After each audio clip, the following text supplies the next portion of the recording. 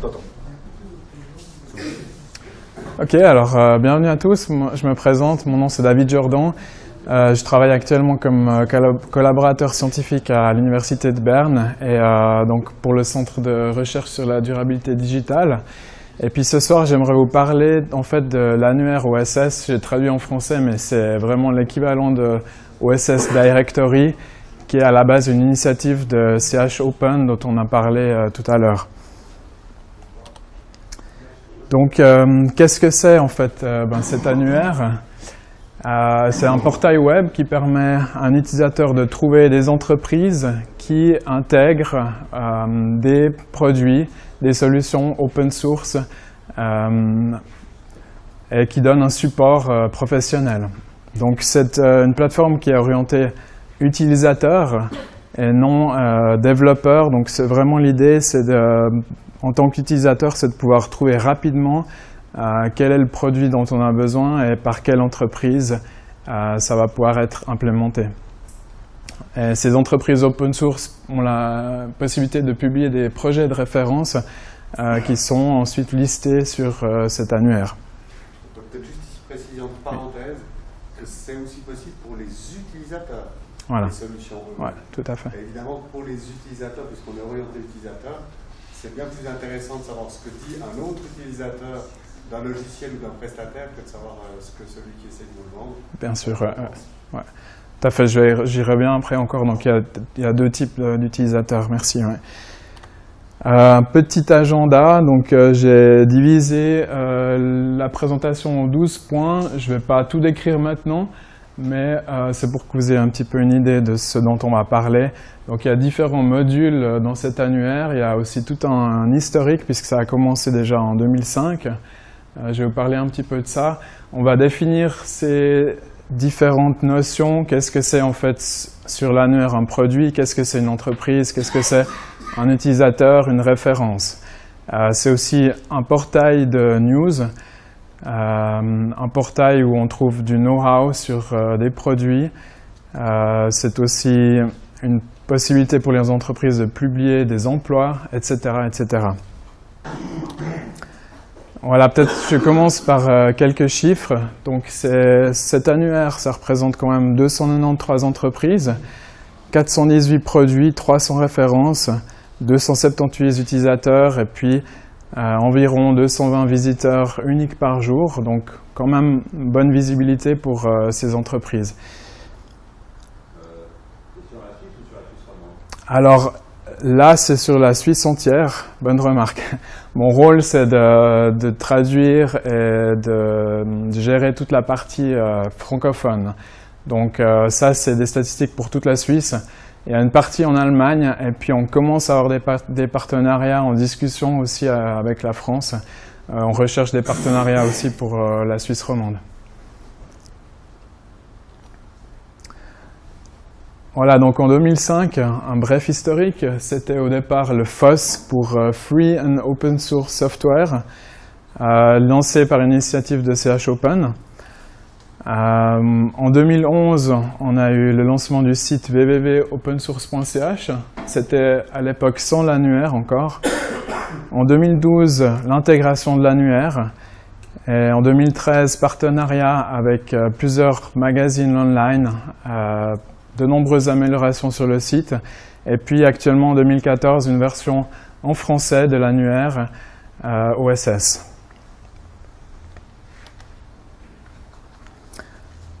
Voilà pour l'historique, donc ça c'était en 2011.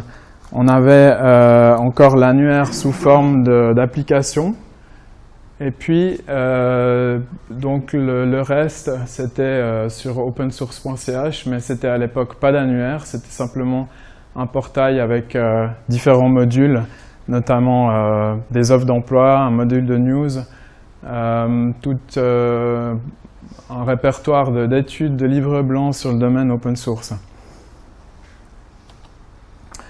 Les buts du portail qui ont été définis par la suite, donc ce sont ces différents modules avec des solutions OSS, des références, un portail d'emploi comme je n'ai parlé, Best Practice OSS qui lui a finalement pas été implémenté. Et puis l'annuaire OSS qui a été intégré dans le portail open source. Voilà, le reste, donc c'était les sites web de CH Open, de l'association, les newsletters et les initiatives qui, eux, sont basés sur Typo3. Alors, qu'est-ce qui est de l'état actuel? J'ai déjà brièvement parlé, mais ce qui est intéressant, c'est aussi les nouveautés. C'est qu'on a actuellement une version intégrée de l'OSS Directory, qui est une version limitée, mais qui peut s'intégrer dans d'autres sites web. Et ça a été le cas, notamment avec deux portails web que je vais présenter par la suite. Et je profite aussi de faire un appel, parce qu'on cherche des gens, bien sûr, pour maintenant générer du contenu en français, parce qu'il y a beaucoup de contenu en allemand, mais le français, ça commence vraiment. Moi, mon rôle jusqu'à présent, c'était, depuis début octobre, de traduire ce qui restait de l'interface à traduire, mais on a encore tout le contenu à générer, que ce soit des news, du know-how, voilà, différents domaines qui sont ouverts. Donc c'est vraiment pour la création de contenu, révision, amélioration, etc. Quelques statistiques du site. Alors je vais juste mentionner, sur les dernières 24 heures, à peu près 219 recherches. On a 226 visiteurs au cours de la dernière journée aussi. Voilà. Un exemple de la version intégrée de l'OSS Directory. On voit qu'on est limité en référence aux entreprises et aux produits. Donc une version embarquée qu'on peut intégrer dans d'autres sites. Ici le magazine insideit.ch, et puis là on l'a sur computerworld.ch aussi. Et on cherche aussi une possibilité de le faire en Suisse romande. Donc si vous avez des idées, c'est ouvert. Juste une petite question Ouais. passante, c'est quoi les contraintes techniques des sites en technique en est? Alors, la contrainte technique, déjà, c'est qu'on doit générer cette version intégrée en français. Et parce qu'on ne l'a pas encore, pour le moment, on n'a que l'allemand. Ça va se faire, c'est dans le pipeline. Et puis, après, vraiment, au niveau technique, ça, je peux pas dire. Il faudrait que je regarde avec notre ingénieur qui est responsable pour Typo3, qu'est-ce qu'il y a à faire exactement. Mais, par exemple, ouais. Utiliser Typo3 est une condition ou pas? À mon avis, pas, mais je ne peux pas être sûr à 90%. À 100%, je veux dire. Ouais. Il faudrait que je discute avec Mathias. Alors, je viens sur la notion de produit OSS. Alors, un produit, eh bien, ça peut être un logiciel, une solution, un framework, une plateforme. Ici, bien sûr, on reste pour le moment dans le domaine du logiciel. Ça doit être distribué sous une licence open source. Et puis, le code, donc une condition, c'est que le code soit accessible au public. Un produit est décrit aussi brièvement dans l'annuaire. On ne s'étend pas trop. On essaye maintenant aussi de tout traduire en français, parce que pour le moment, la plupart des produits sont en allemand et en anglais. Ce qu'il faut faire attention, c'est qu'un service tel que conseil ou exploitation d'un produit n'est pas considéré comme un produit. Pourquoi on a choisi cette terminologie de produit? C'est en fait pour faire la différence avec un projet qui, lui, a un début et une fin. Eh bien, un produit, il a plus cette continuité, en fait. C'est pour ça qu'on a choisi ce terme-là. Voilà un exemple de produit sur l'annuaire OSS.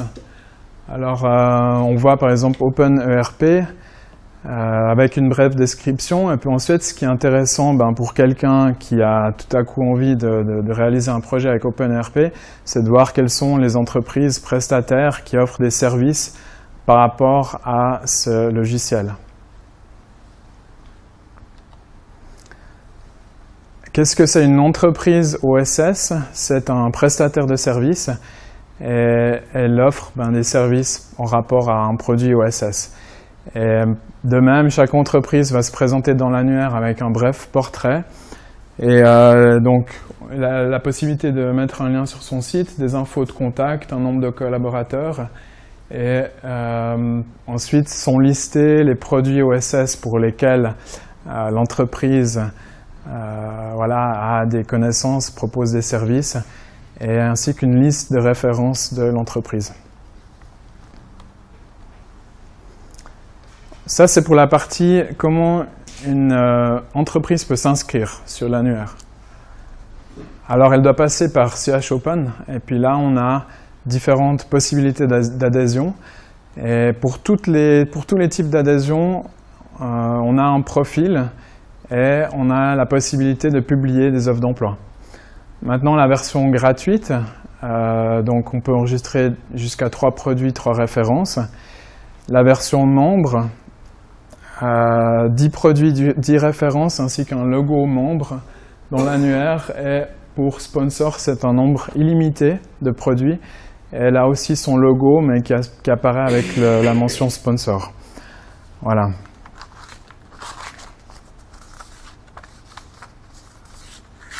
Alors, j'ai juste une petite parenthèse sur l'aspect financier. Donc, le but, ce n'est pas de faire de l'argent pour CH Open. Ce n'est pas le but de l'annuaire OSS. Au contraire, 10 000 francs sont investis chaque année dans le développement futur, toutes les améliorations qu'il y a à faire sur ce portail. Et le but n'est pas de faire de l'argent avec les entreprises ou les sponsors, mais évidemment, les gens qui décident de soutenir cette initiative, eh ben, en contrepartie, ils reçoivent aussi une visibilité un peu meilleure sur le site. Voilà. C'est pour préciser que personne n'est salarié de l'annuaire. Voilà.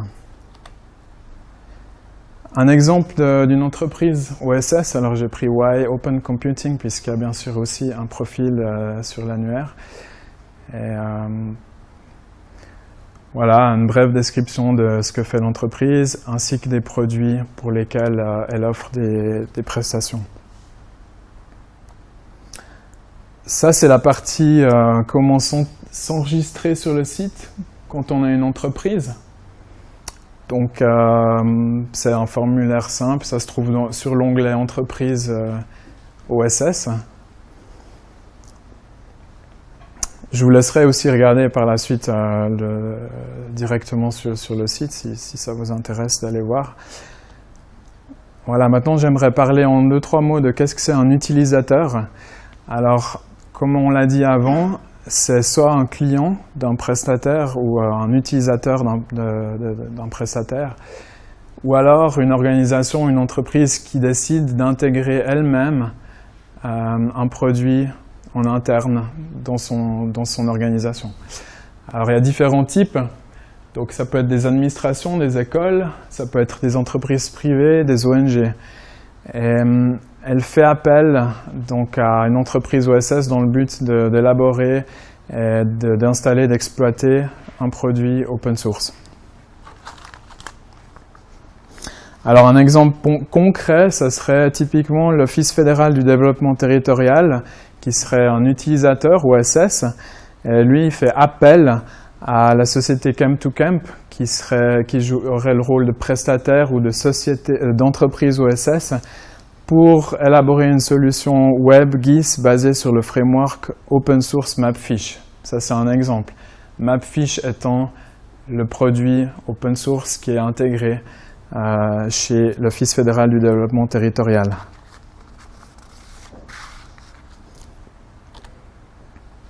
Voilà, l'utilisateur OSS a aussi la possibilité de s'enregistrer directement sous l'onglet référence OSS.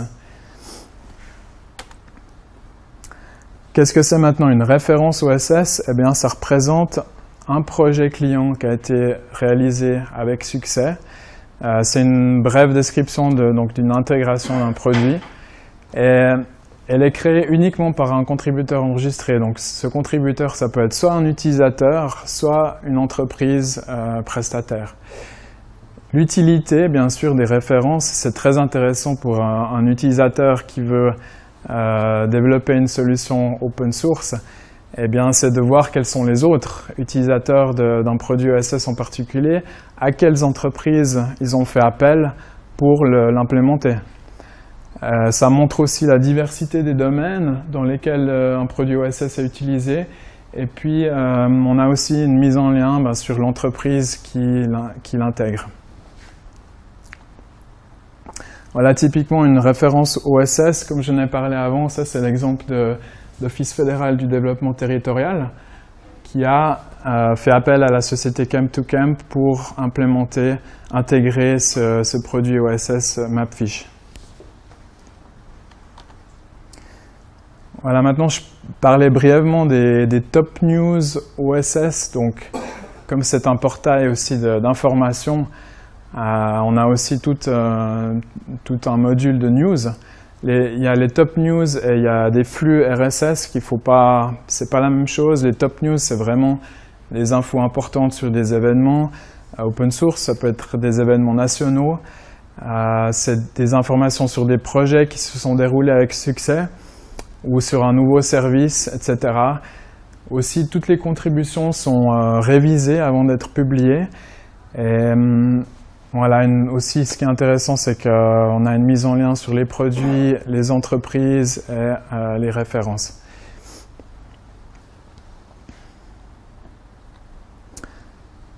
Le flux de news, actuellement, il vient d'être mis en place pour la partie francophone aussi. Donc ça, c'est les flux qu'on a actuellement. Bien sûr, on est ouvert à en ajouter d'autres, c'est même souhaité d'en avoir d'autres. Et puis, si tout à coup, une news en particulier, on a envie vraiment de la faire ressortir, et ben, du coup, on va la faire passer dans les top news et elle aura une meilleure visibilité sur le site encore. Voilà.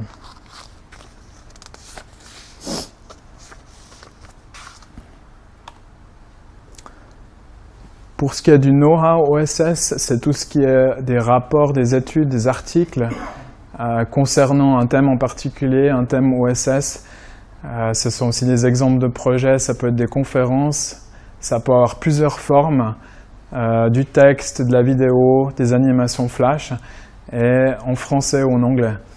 Donc le but de tout ça, c'est d'avoir une base de données qui fournisse un know-how expert sur l'open source. Alors il y a des exigences quand même au niveau du contenu, ça doit avoir un caractère actuel. Pour tout ce qui est news, pas plus vieux d'une semaine. Il faut que ce soit des exemples concrets. Et puis attention aussi au langage employé, ça ne doit pas être utilisé pour mettre en avant son entreprise, mais au contraire, ça doit rester objectif. Et le portrait d'entreprise se fait justement sur la partie entreprise, pas dans le know-how. Voilà, c'est aussi un portail pour publier les emplois. Donc tous les emplois du domaine open source, ça met en lien les entreprises open source avec les développeurs open source qui recherchent du travail. Tout ça est fait vraiment pour faciliter la mise en relation des utilisateurs et des développeurs. Nous avons aussi une newsletter actuellement en allemand qui est prévue pour bientôt aussi en français, qui est hebdomadaire et 500 abonnés en Suisse allemande. Et donc prévu pour la Suisse romande. Au niveau de la structure, ça se structure donc d'abord avec les top news, ensuite on a d'autres news de la semaine passée, les emplois OSS actuels. Il y a aussi 3 articles know-how OSS et puis tous les futurs events, tous les formations OSS ainsi que des vidéos. Donc il y a 3 vidéos qui sont mises en lien, qui sont simplement prises au hasard dans la base de données. On a aussi sur la première page un module qui présente tous nos partenaires. Et ça doit être des organisations. Alors à ce moment-là, ça ne peut pas être des entreprises privées. Et tous les partenaires qui nous soutiennent peuvent être listés en fait sur cette première page.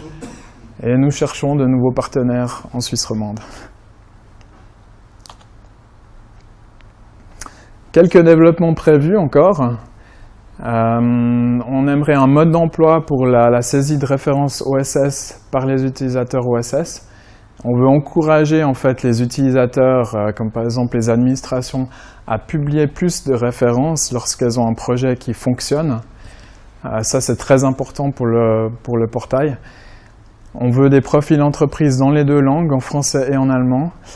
Et on a une version mobile aussi de l'annuaire, ça sera certainement pas pour 2014. Et puis, comme j'ai dit avant, la version intégrée en français.